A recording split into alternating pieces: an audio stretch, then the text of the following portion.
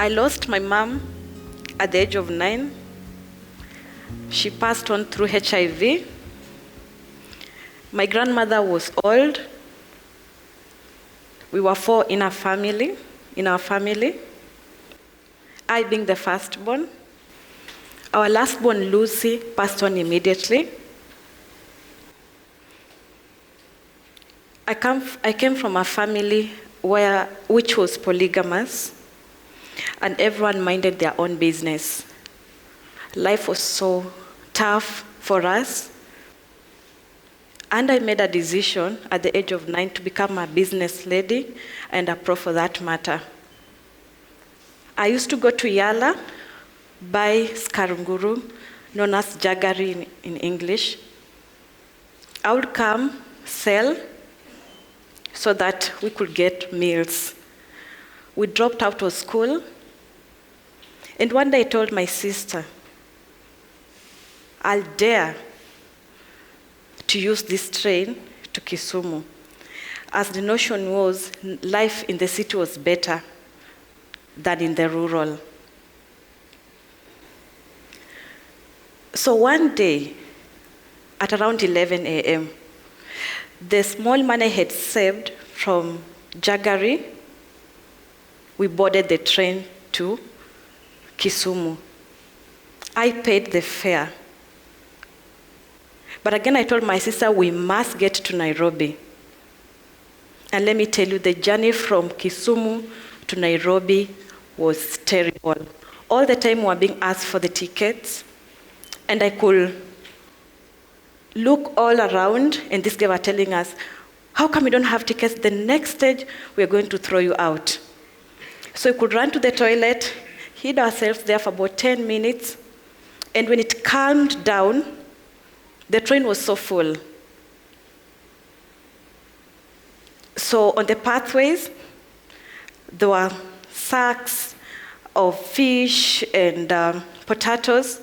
We sat on them because there was no space in the train. In the morning at around 7 a.m., we got to Nairobi. We sat we alighted like everyone else, but we were very tired. And I remember I told my sister the little money I had saved was not enough for us to go back to Kisumu, then Yala. So we stayed at the railway station for about the whole day, Then in the evening, I don't know if you remember Super Dip, the sachets that look like, That's what I remember I picked a bottle, put some water and we mixed, and the man I had, we bought bananas. So that's what we fed. Then in the evening, there was an announcement. The next train was leaving to Mombasa. And there was a lady who had been looking at us suspiciously.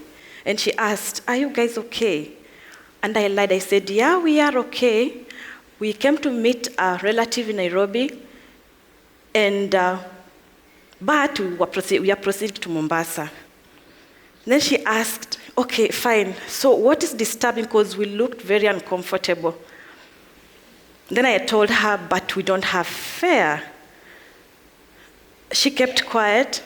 Then when everyone was getting in, I told my sister, now what do we do? Let's get in. She started crying, saying, now where are we going? So she said, how much was it? She called the guy and paid the 300 Kenya shillings. So we sat with her. I think her heart was telling her something was not right. The seats to Mombasa were facing one another. So she sat at the far end, I sat and my sister sat just facing me. I remember she gave us chapati. And we were comfortable, we slept till Mombasa. So when we arrived in Mombasa, she said, are you guys going to be okay? She said, I suspect something is wrong, but I told her no, because I wanted to be consistent.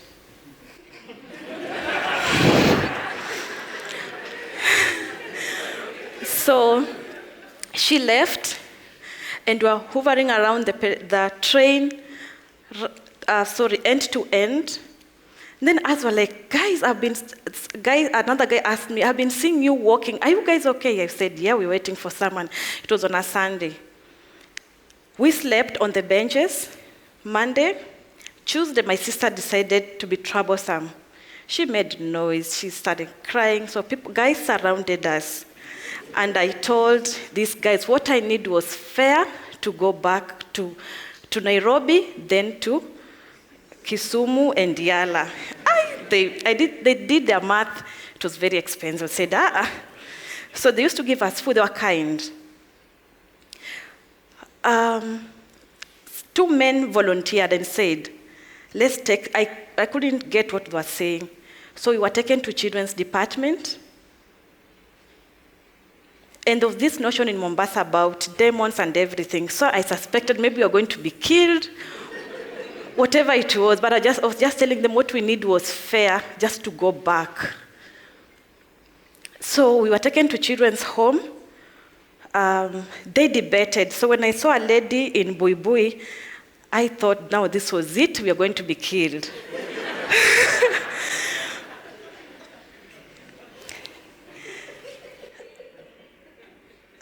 Someone shouted, Frida, they'll still come back here.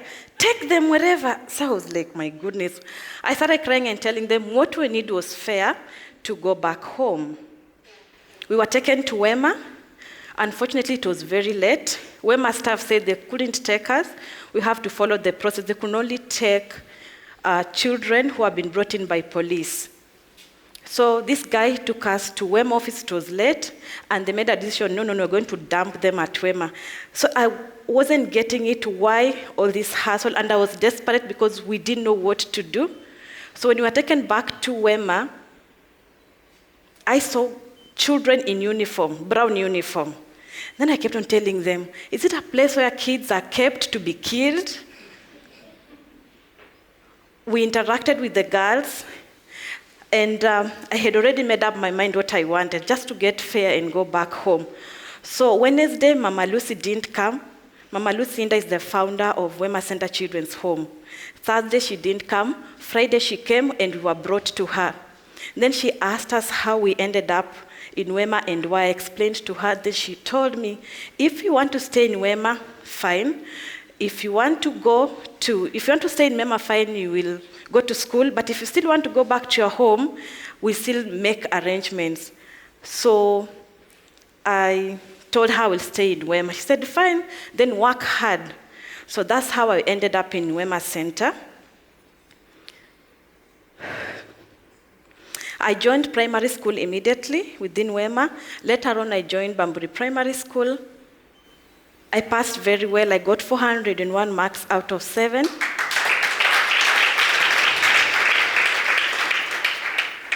I joined St. Joseph's High School in Kibwezi. I scored a C plane. Honorable Edwin Inda came to him and asked, is this the best you could get? Did you miss anything? I said, no. Why didn't you get an A? I kept quiet. Then later on, arrangement was made and was given a second chance to join Daystar University. I did well in Daystar University. Then later on, there was a trip that was announced in chapel that guys were traveling to Middle East. And my passport was needed for me to travel. And that's how I united with my family. Because Wema had to make arrangement travel, I gave them all the details where to go to get my late mom's documents so that they could process me the passport.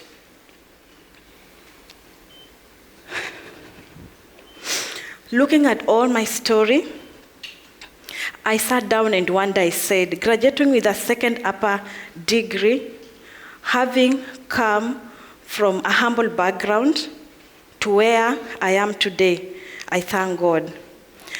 I started working in the year 2010 at ESA, U-Mobile. Then later in the year 2015, I moved to Safaricom. I joined Health and Safety Department as a senior officer. Today, I'm a manager, Health and Safety and Wellbeing.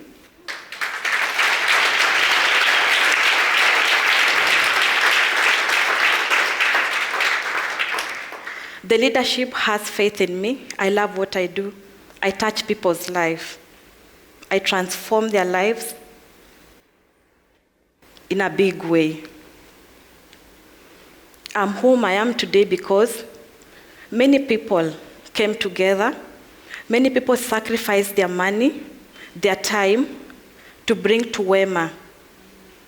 And Mama Lucy has fought hard to ensure that all the Wema girls get the best. She says she's an international beggar. And there's only 3 things she normally asks: food, education, medication. I'm happily married with 3 children.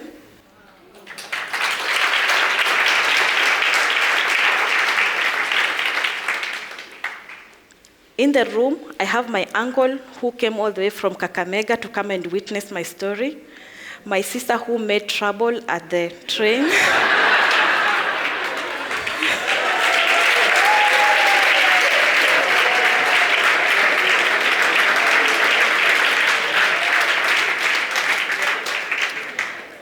Because I was empowered, I have educated my brother. He has diploma in business management.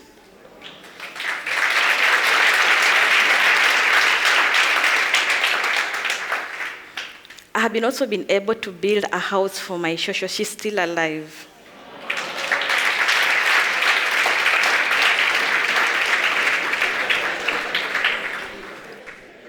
As I end my story, when you give to a children's home, don't think that you're benefiting the owners. I am a product. I've been educated by the people I don't know, people who sacrificed. My school fees was paid by Maersk Shipping Company. I didn't know who was the MD then, but they paid my school fees for 4 years in Daystar. So when you give with one heart. And when you give, just be happy and be glad. Thank you.